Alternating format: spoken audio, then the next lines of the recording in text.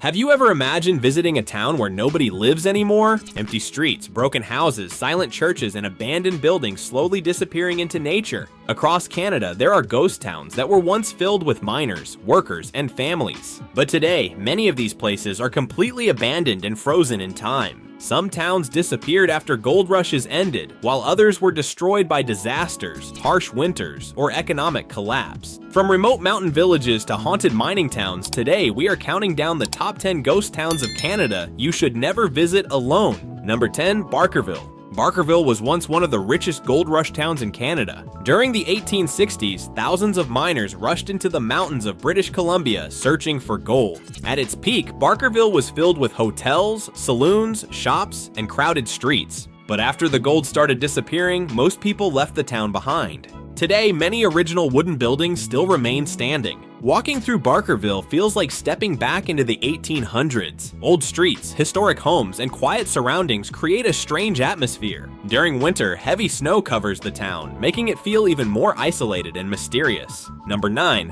Valjalbert. Valjalbert was once a busy industrial town built around a paper mill in Quebec. Families lived here, children went to school, and workers filled the factory every day. But when the paper industry collapsed, the town slowly became empty. Today, abandoned houses and old buildings still stand near a beautiful waterfall. Nature has slowly taken over the streets, giving the town a peaceful but eerie feeling. Many visitors say Valjalbert feels like a place trapped between the past and present. The quiet atmosphere and empty homes make it one of Canada's most famous ghost towns. Number 8, Dawson City. Dawson City became famous during the Klondike Gold Rush. Thousands of people traveled through dangerous mountains and freezing weather hoping to become rich. At one time, Dawson City was one of the biggest towns in Canada's north. Saloons, gambling halls, and hotels filled the streets. But after the gold rush ended, many people left. Although part of the town is still active today, many old abandoned areas remain frozen in time. Historic buildings, empty cabins, and old gold mining equipment still stand across the area.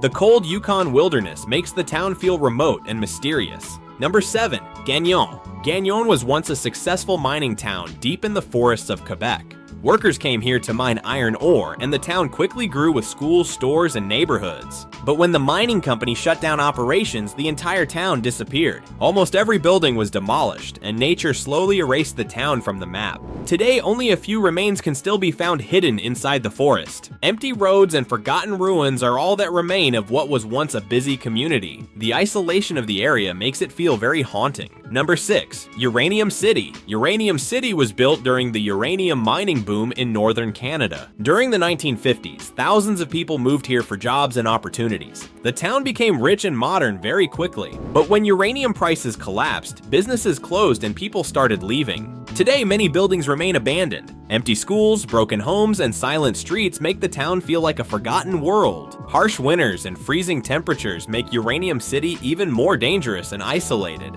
The remote location adds to the eerie atmosphere of the abandoned town. Number 5, Antioch.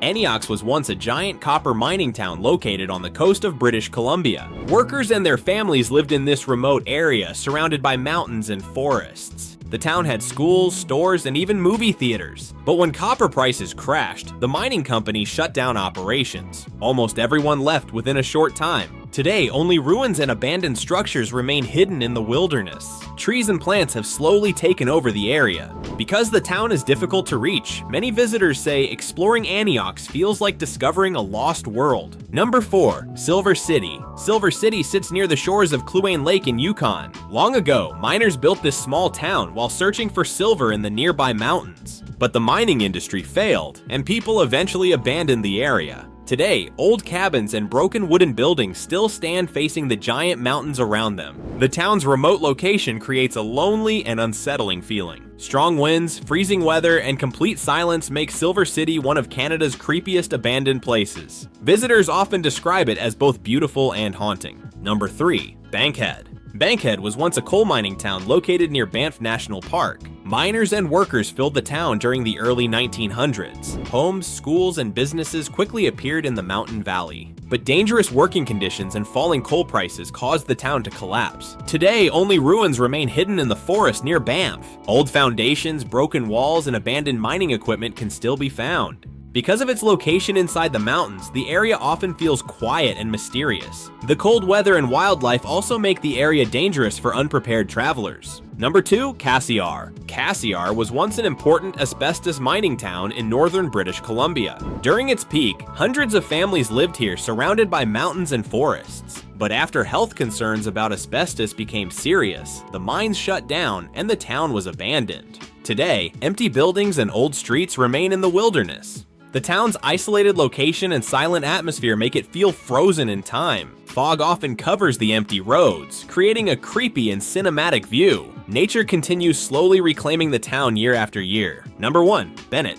Bennett is one of Canada's most fascinating ghost towns. During the Klondike Gold Rush, thousands of gold seekers passed through this remote mountain town on their way to Yukon. Hotels, restaurants, and supply stores quickly filled the area, but once the gold rush ended, most people disappeared almost overnight. Today, abandoned buildings still stand beside quiet lakes and giant mountains. The town feels incredibly isolated because it can only be reached by train or hiking routes. There are very few people nearby, and the silence is overwhelming. Cold winds move through the empty streets while nature slowly takes over the old structures. Bennett perfectly captures the feeling of a forgotten world hidden deep inside Canada's wilderness.